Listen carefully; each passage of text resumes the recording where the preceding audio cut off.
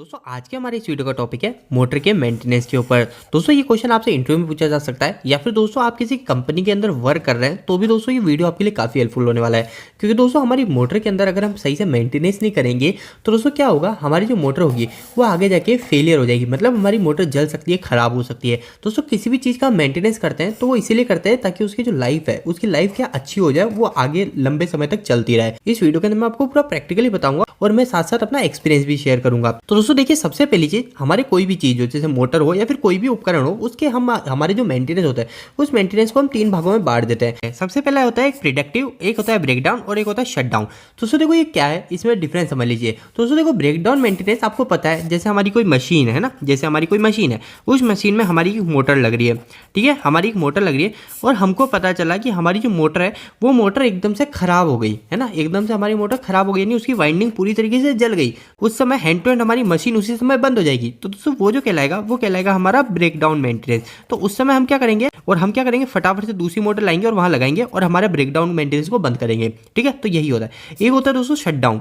एक shutdown maintenance क्या है कि ज्यादातर दोस्तों हमारा 6 मंथ या फिर ईयरली बेसिस यानी एनुअल बेसिस पे लिया जाता है। दोस्तों जो प्रिवेंटिव मेंटेनेंस है ना, ये प्रिवेंटिव मेंटेनेंस जो होता है ये एक तरह का शेड्यूल मेंटेनेंस होता है। शेड्यूल मेंटेनेंस का मतलब जैसे कि हमारा या तो हम वीकली ले लेंगे या फिर मंथ में एक बार ले लेंगे हमारी जरूरत के हिसाब से। तो दोस्तों इस समय हमको मोटर के अंदर क्या क्या चीजों को देखना है, क्या क्या हमको चेकलिस्ट चेक करनी है, वो मैं आपको इस वीडियो के अंदर बताऊंगा। तो दोस्तों देखो, एक चीज ध्यान रखिएगा, हमारे सबसे पहले चीज, हमारी कोई भी मोटर या फिर कोई भी मशीन है तो उसके अंदर हम क्या करते हैं, डेली उसको एक चेकिंग करते हैं ना।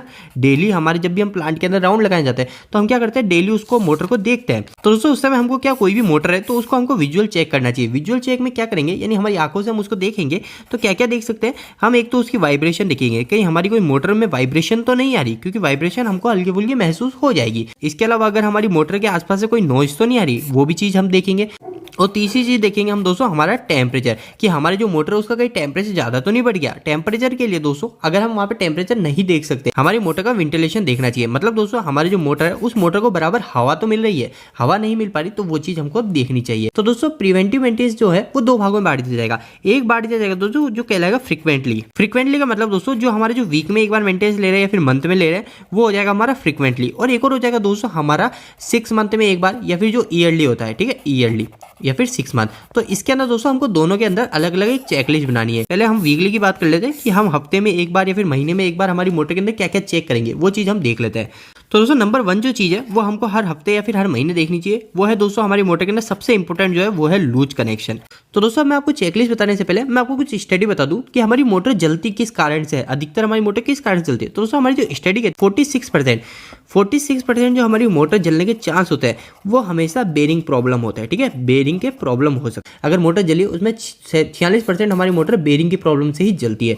इसके अलावा दोस्तों 30% जो मोटर होती है वो होती है दोस्तों हमारी ओवरलोड की वजह से। अब ओवरलोड के अंदर कई चीज़ें आ सकती है। ओवरलोड के अंदर हमारी रिले गलत हो गई, या फिर इसके अलावा हमने लोड ही ज़्यादा कनेक्ट कर दिया, या फिर हमारे वोल्टेज कम आ रहे, काफ़ी चीज़ें हो सकती है। इसके अलावा दोस्तों 14% जो मोटर चलने के चांस होते हैं वो होता है दोस्तों सिंगल फेसिंग। सिंगल फेसिंग का मतलब दोस्तों हमारे जो 3 फेज की मोटर है, 3 फेज की मोटर है, और हमारी जो मोटर है वो 2 फेज पे ही चल गई, तो एक फेज मिस हो गया, तो वो क्या लगे हमारा सिंगल फेज। इसके अलावा दोस्तों जो 10% बचे वो 10% के अंदर हमारे या तो ओल्ड एज हो गई मोटर की, यानी मोटर हमारी ज़्यादा पुरानी हो गई, या फिर एंड मोर का मतलब और भी जो भी छोटे मोटे जो खामियां रहती है वो सब इसके अंदर 10% के अंदर रहती है। तो दोस्तों हमको ध्यान रखना है, हमको मोस्टली ज़्यादा कहाँ पे फोकस देना है, वो देखना है हमको बेरिंग के ऊपर, कि अगर हमारी मोटर की जो बेरिंग होते हैं उस बेरिंग की वजह से हमारी मोटर अधिकतर चांस में जलती है। इसके बाद में दोस्तों हमको ओवरलोड पे ज़्यादा फोकस देना है, उसके बाद में हमको सिंगल फेसिंग पे फोकस देना है। तो हमारी मोटर चलने के जो मेन रीजन जो होते हैं वो मैंने आपको बता दिए। दोस्तों हमारे जो वीकली और मंथली में जो हमको चेकलिस्ट बनानी है वो देखना है, सबसे पहले एक हमारी मोटर का लूज कनेक्शन चेक करना है कि हमारी मोटर के जो टर्मिनल है उस पर कहीं लूज कनेक्शन तो नहीं है। क्योंकि दोस्तों मोटर पे जो लूज कनेक्शन होते हैं वो हमको देखना इसलिए जरूरी, क्योंकि हमारे जहाँ पे प्लांट में मोटर जहाँ लगी रहती है वहाँ पे वाइब्रेशन काफी ज्यादा होता है, तो वहाँ पे हमको लूज कनेक्शन फ्रीक्वेंटली चेक करना है,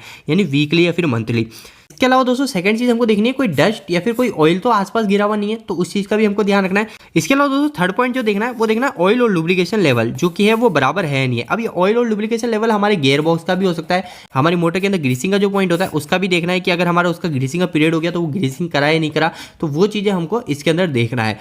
फोर्थ चेकलिस्ट है दोस्तों हमारी कार्बनाइज वायर। कोई वायर जो है वो कार्बन तो नहीं आ गया किसी वायर के अंदर, क्योंकि अगर किसी वायर के अंदर जैसे आर वाई बी 3 फेस हमने दे रखे और 2 हमारे बराबर है और तीसरा जो फेस है इस फेस के अंदर हमारा यहाँ पे कार्बन आ गया, तो हमारी मोटर क्या हो जाएगी, एक फेस हमारी मोटर के अंदर मिस हो जाएगा और हमारी मोटर 2 फेस पे रन हो जाएगी और हमारी मोटर जलने के पूरे चांस हो जाएंगे। तो हमको ये भी चीज़ ध्यान रखनी है। फिफ्थ पॉइंट जो है वो है दोस्तों हमको देखना है एयर गैप। एयर गैप का मतलब दोस्तों हमारा क्या होता है दोस्तों, जैसे हमने कभी मोटर के ऊपर लग लगा रखा है, जैसे हमारी जो केबल है वो केबल एल्यूमिनियम की है और हमने उस पर लग कॉपर का लगा दिया, तो दोस्तों उससे क्या होता है हमारा एयर गैप आ जाता है। तो लग और वायर के बीच में एयर गैप तो नहीं आ गया, तो उस चीज का भी हमको ध्यान रखना है। और एयर गैप आ चुका है लग के अंदर, तो हमको क्या करना है, लग वापस से लगाना है उसको हटा के, तो इस चीज का भी ध्यान रखना है, एयर गैप तो नहीं आ गया। इसके अलावा दोस्तों 6 पॉइंट जो है वो है कूलिंग फैन का ऊपर। ठीक है, कूलिंग फैन ये खासकर बहुत जरूरी है, क्योंकि दोस्तों हमारी जो मोटर होगी वो मोटर को कूलिंग बराबर मिलना जरूरी है। अगर मोटर को हमारी कूलिंग नहीं मिली, हमारा उसका मोटर का जो फैन होता है, जो कूलिंग फैन होता है, अगर वो टूट गया, ठीक है, एक साइड तो ये हमारा लोड जुड़ा हुआ है, ठीक है, और एक साइड ये हमारा फैन जुड़ा हुआ है, तो दोस्तों हमारा जो कूलिंग फैन टूट गया या फिर ये जो हमारी जो मोटर के ऊपर यहाँ पे जो हमारी मोटर के फ्रेम के ऊपर जो स्लॉट कटे होते हैं ये भी अगर चौक हो गए तो इसके अंदर भी हवा प्रॉपर नहीं जा पाएगी, तो हमारी जो मोटर होगी वो मोटर हीट होकर भी जल सकती है, हमारी वाइंडिंग फेल हो सकती है।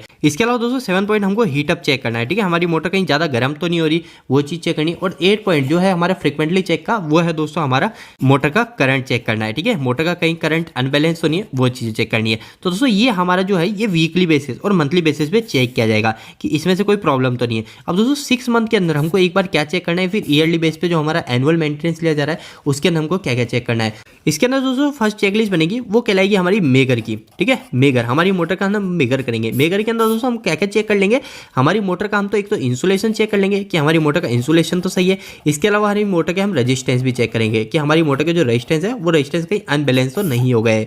इसके अलावा दोस्तों सेकंड जो चेकलिस्ट रहेगी, मोटर के जो फुट के जो बोल्ट है, हमने मोटर जहाँ पे माउंट करके जो नीचे के जो बोल्ट होता है ये बोल्ट कहीं लूज तो नहीं हो गए, क्योंकि वाइब्रेशन के कारण ये काफी लूज हो जाता है। तो हमको एक बार 6 मंथ में या फिर ईयरली बेसिस पे ये भी चेक करने कि हमारी मोटर के जो नीचे के जो बोल्ट है फुट के वो कहीं लूज तो नहीं हो गए। इसके अलावा दोस्तों थर्ड पॉइंट जो है वो है रिले एंड ब्रेकर साइज। ठीक है, रिले और ब्रेकर साइज, यानी हमारी जो मोटर के ऊपर जो हमने ओवरलोड रिले लगा रखी है या फिर हमने कोई एमपीसी भी लगा रखी है, तो उसकी जो रिले की जो साइज है वो साइज बराबर तो है, वो भी हमको एक बार चेक करना चाहिए। ठीक है, और रिले जो है उस रिले में हमको ट्रिप भी चेक करना चाहिए कि हमारी जो रिले है ट्रिप तो हो रही नहीं हो रही, उसका टेस्ट बटन दबा के हमको वो भी चेक करना चाहिए। ओवरलोड रिले के अंदर और हमारी एमपीसीबी के अंदर भी टेस्ट बटन आता है, तो वो सब चीजें भी हमको चेक करनी चाहिए। फोर्थ पॉइंट जो है दोस्तों वो हमको चेक करनी चाहिए हमारे मोटर के जो बेरिंग है वो बेरिंग सही तो है, क्योंकि दोस्तों क्या होता है हमारी जो बेरिंग होते हैं वो बेरिंग भी अलग अलग टाइप के आते हैं। एक आता है दोस्तों हमारे मेंटेनेंस फ्री बेरिंग। ठीक है, आजकल ये काफी यूज होने लगे maintenance free bearing.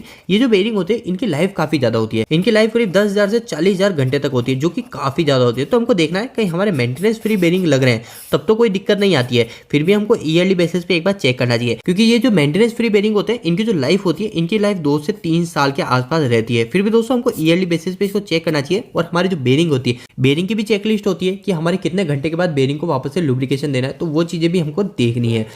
Fifth point दोस्तों ध्यान रखिएगा, पहले दोस्तों हमने लूज कनेक्शन चेक करने की बोला था, तो वो जो लूज कनेक्शन बोला था वो हमने मोटर के ऊपर ही बोला था ना, मोटर के ऊपर और हमारे पैनल के ऊपर जो पावर के जो है। पर दोस्तों अब जो हमको चेक करना है वो हमको कंट्रोल के भी चेक करना है और पावर के, यानी कंट्रोल और पावर दोनों के हमारे कनेक्शन लूज कनेक्शन चेक करने कहीं लूज तो नहीं है। अगर हमारा कंट्रोल का भी लूज कनेक्शन रहेगा तो हमारी जब प्लांट चलेगा तो उस समय वो ज्यादा लूज कनेक्शन हो गया हमारे प्लांट को बंद कर देगा।